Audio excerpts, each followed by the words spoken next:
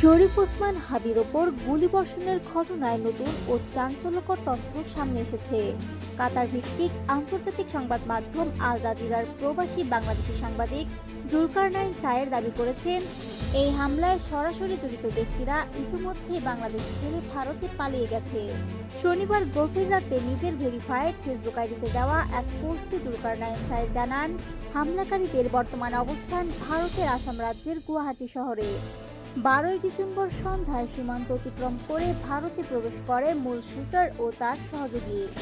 শরীফ ওসমান হাদিকে হত্যার উদ্দেশ্যে গুলি চালানোর ঘটনায় সরাসরি জড়িত ছিলেন সাবেক ছাত্রলীগ নেতা ফয়সাল করিম মাসুদ, যিনি দাউদ খান নামেও পরিচিত। তার সঙ্গে মোটরসাইকেল চালক হিসেবে ছিলেন আলমগীর হোসেন। এই দুজনই ঘটনার পরপরই দেশ ছাড়েন বলে তথ্য পাওয়া গেছে।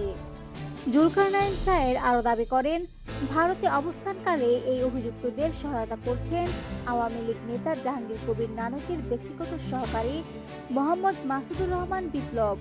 তার তত্ত্বাবধানেই তারা বর্তমানে সেখানে অবস্থান করছে বলে উল্লেখ করা হয়।